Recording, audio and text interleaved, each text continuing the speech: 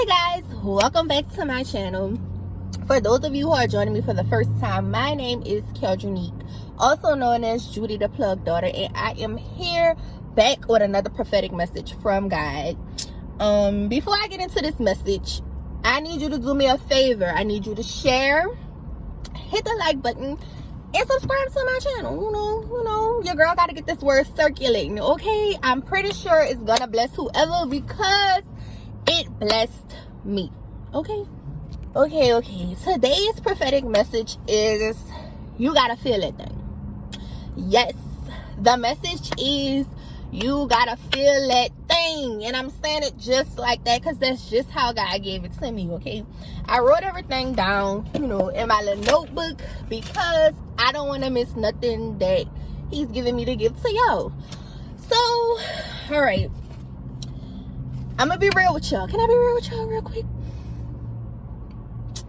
I did not want to do this YouTube channel.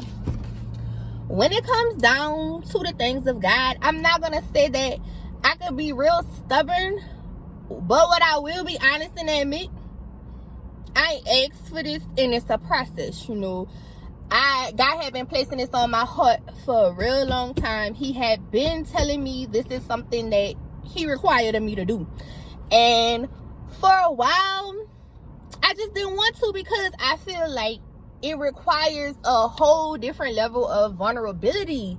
Like, I gotta keep it real. I have to share parts of myself that maybe I wasn't as comfortable with sharing, but I had to think about it. Like, I had to sit there and think about all the things that God has done.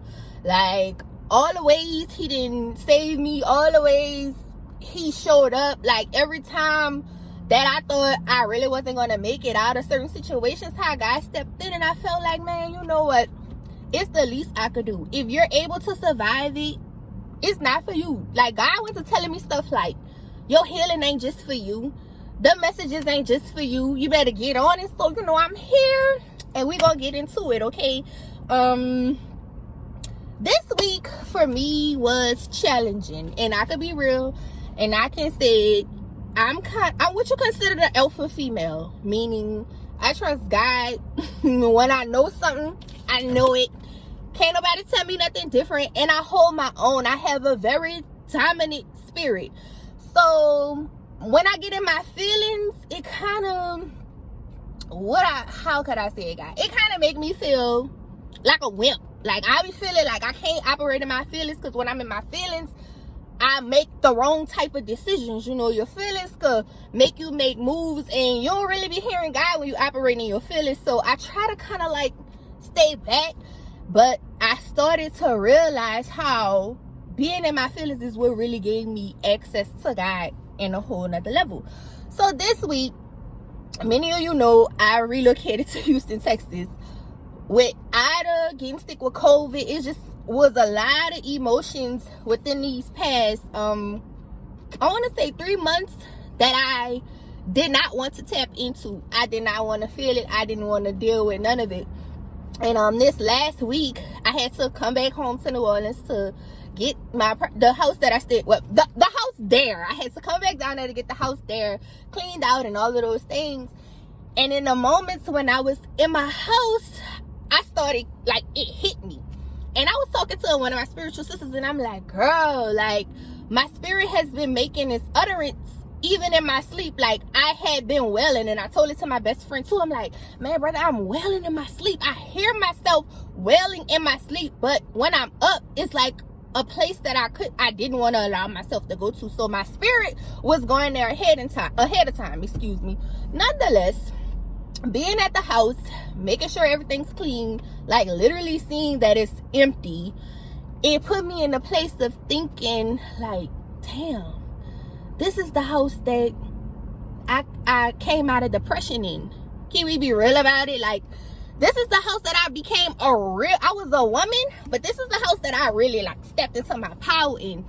This is the house that I learned to love myself to a whole nother capacity in. So it was bittersweet, but all the emotions that I was just running around, moving and doing all these things, trying not to feel, God made me sit in them. Oh, and did I cry? I cried, I released. I had to accept some things. I had to realize what I needed to change. It was like things were being broken off of me so that I could walk into my next season free. You know, like I had to really, really, really sit there, like, and when I think about my emotions, for me, it's like the word emotion to me is energy and motion. So basically, the way that you feel, it has everything to do with your manifestations.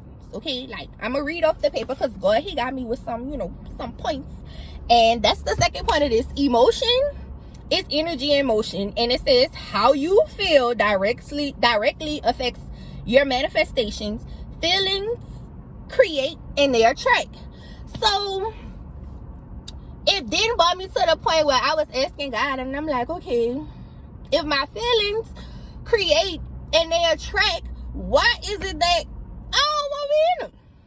I don't be, you know how we be like, girl, I'm in my feelings.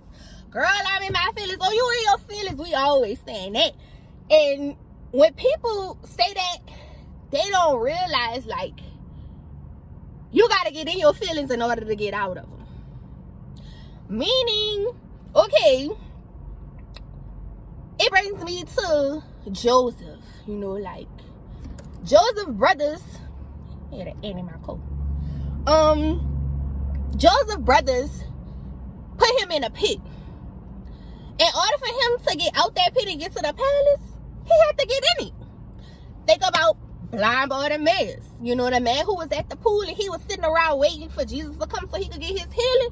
And God was like, do you really want to be healed? Do you want to be healed? Because you've been sitting here avoiding getting in this pool. And when you think about the pool, when you think about your emotions, a pool of emotions. Think about it.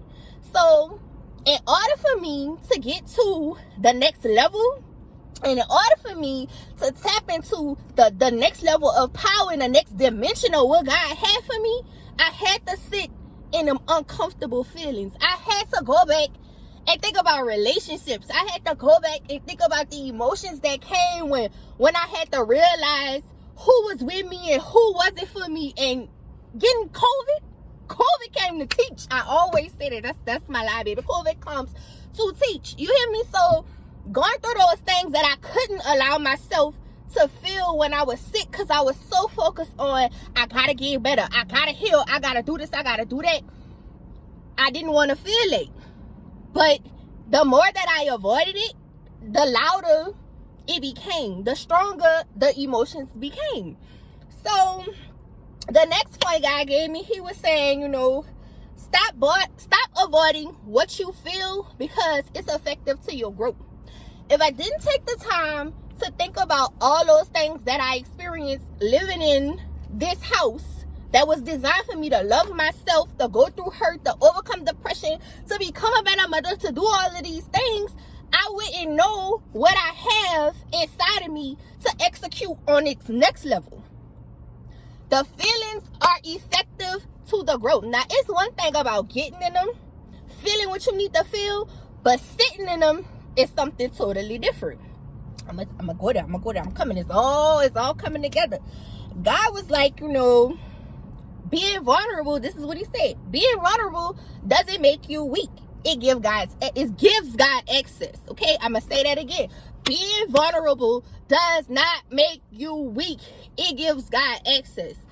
And I could be real about it. Like, I was talking to somebody, and I was like, oh my God, all this person do is whine. All they do is fuss, and all they do. And then I had to think about it. I remember dealing with jerks that were insensitive. I remember dealing with people who couldn't tap into their emotions, and then boom, God had to hit me. Like, it slapped me like a ton of bricks. Like, boom, wait a minute. This is you. You don't want to be vulnerable, because sometimes he'll send you what you need and it'll show up as like something you really don't want to deal with. Like, I never wanted to deal with my emotions, and I had a problem with somebody who was comfortable with dealing with theirs. That's just the truth. So sitting in my emotions really brought me to a place of understanding, like, the scripture when he talks about how God draws near the brokenhearted. But if you don't know you brokenhearted, and if you're not willing to sit in those broken moments, how can God draw near to you? You can't get the healing if you don't do the feeling. Boom. All right, you know, God, you gave me that one. That one was for free, y'all. He gave it to me, but I'm going to give it to y'all for free. If you don't sit in the things, like go back to your childhood.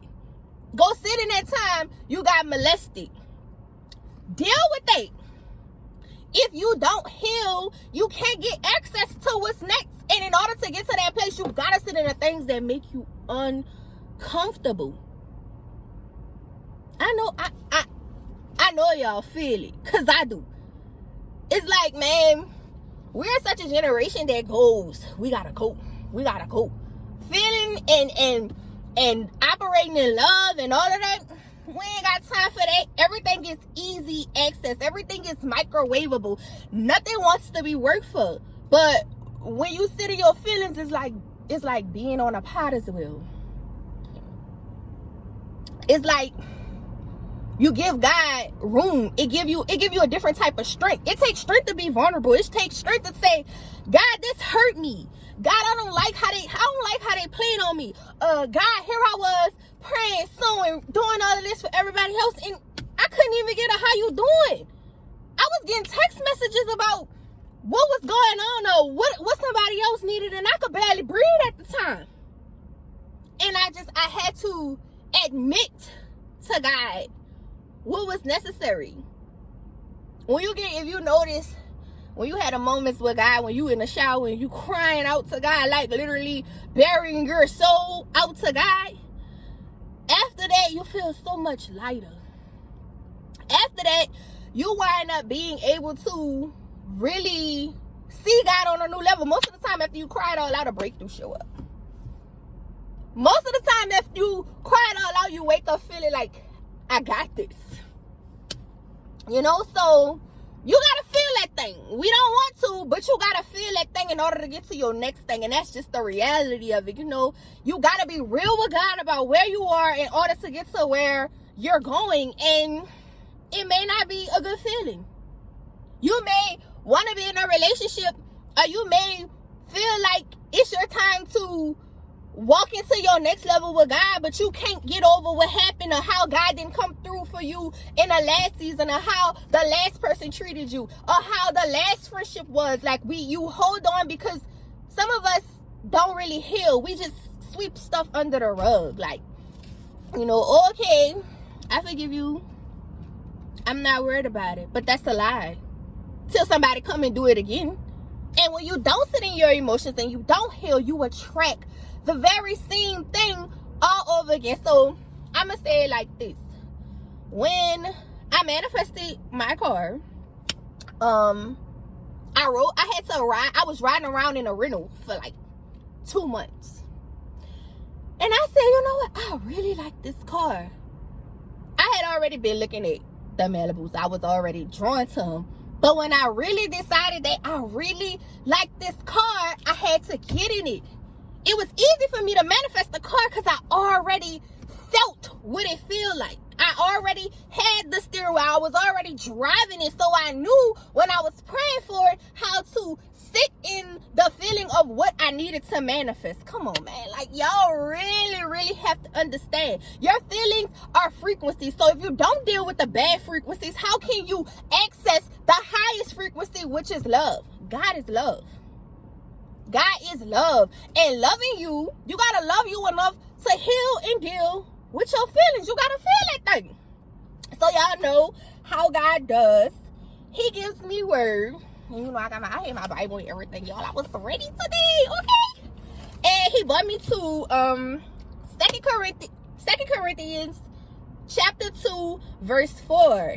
And it says, for out of much affliction and anguish of heart, I wrote to you with many tears, not that you should be grieved, but that you might know the love which I have so abundantly for you. I cannot express this enough. In those times, and even in this week when I was feeling all of those emotions, I felt God step in and let me know He had me. He let me know He had this. he let me know that in those spaces, he was wrapping his arms around me. Now, Paul writing this letter to the church like, man, I love y'all. Like, don't be grieved about what it is that you feeling. I need you to feel it so you can experience the love that I have for you, so you can know, like, I ain't take you through that for nothing. I wasn't doing that to make you feel bad. I wasn't doing that so you wouldn't understand what it is that I'm putting you through, but I had to take you through that so you can understand, like, the level of love and the frequency that I'm taking you to next. You gotta deal with this. It's okay. That wasn't for you. He had to take you through that so you can experience his love and shed that light on other people. Man, like, that's really big. Like, y'all don't understand. So then he also gave me Romans 8:27, and it says, all of our thoughts are known to God. He can understand what's in the mind of the Spirit. Meaning, even if y'all don't want to get in y'all feelings, God already knows. So it don't make no sense to hide what you feeling. It don't make no sense to act like you not mad. It don't make no sense to act like it didn't hurt you. It don't make no sense to act like you don't feel how you feel. Because God already know. That's why my spirit was wailing. He knew I needed to cry. But I wanted to be anxious Charlie and not cry about nothing. It's a lot going on. So many people are feeling so many things. But if you don't deal with the bad feelings and let God, like, surrender that to God, cast your cares up on him, like, tell him what it is, like, say, yeah, God, I'm mad. I don't like how that happened. The problem is, see, people don't want to be real with God. Y'all don't want to go in and tell him how y'all really feel, because religious standards make you feel like you can't have a relationship with God. A relationship with God will let you tell God, I am pissed. Yes, I cussed. And I bet you God ain't going to rebuke me and send me to hell. He going to be like, daughter, what's up? Now you know you ain't got to be the, what's the matter? He going to feel my heart on it, because he care about what I care about. He care about what hurts me. He care about who uses me. He care about how I feel. Come on now. And y'all know what Romans 8:28 say. All things work together for the good of those who love him and are called according to his purpose. So he love you, you love him. And even those feelings that you don't want to feel, it all works together for the good. You gotta go through it. You gotta feel it. You gotta deal, and you gotta let God heal it so you can get access to your next level. You gotta feel that thing, baby, on this Friday. Feel that thing. If it feel good, amp it up. You can't get to the good without feeling and going through the bad things. A lot of people, some you might hear it be called like shadow work, you know, and stuff like that. But the truth of the matter is getting down to the nitty gritty. It's getting down to the nitty gritty and sitting with God. Y'all want to call it all these names. It ain't even about none of that. It's about being real. Asking yourself why I'm like this. Why every time somebody come around that's ready to pour into me or really be genuine with me, I can't open myself up because I'm holding on and I'm feeling some type of way that I'm not being real with God about. So, yo, I'm telling y'all, they really blessed me. Okay, even frustration. It's okay to be frustrated. It's okay to not have it all together. It's okay to be like, I'm about to crack up. Like, real talk. I kept saying, man, I don't know what's going on. I was on the phone with my sister. I'm like, man, I don't know. It's like I'm hungry and I don't want to eat. I'm irritated. And I was frustrated because I knew I had something that I needed to do and I wasn't putting the energy into that. It's okay. Even in frustration, it brings you to a place. Sometimes you got to get frustrated in order for God to move. You got to get tired of yourself and be like, enough is enough. Things don't change till you get tired of them being the same. I'm going to say that again. Things don't change until you get tired of them being the same. Until you get tired of going around the same loop. Until you get tired of stuffing your stomach in your pants. You're not going to stop eating like you're crazy. You're not going to go get on the track and lose the weight. Until you get tired of being broke. And I hate, y'all know, this gotta be God, because I don't even like don't say the word broke around me. That's one of my pet peeves. So until you get tired of not having what you need to have, you're not going to make the change to do better. Till you get tired, and I can testify, till you get tired of being a man, you're not going to make the change to tap into your feminine energy so God can see you your king. Till you get tired of things being the same way in your life, you're not going to make the conscious decision to make the changes. You got to feel that thing in order to feel God rain on it. You got to feel that thing. So thanks, you guys. I'm getting better, y'all. I'm going to definitely be consistent with this because, man, God been too good to me. God been too good to me. I didn't survive a lot of things that I thought would have literally took me out. Mentally, spiritually, and physically. But God is a way maker. So, once again, like, subscribe, share, and I'll see y'all in the next video. Feel that thing. Feel that thing, y'all. Be blessed.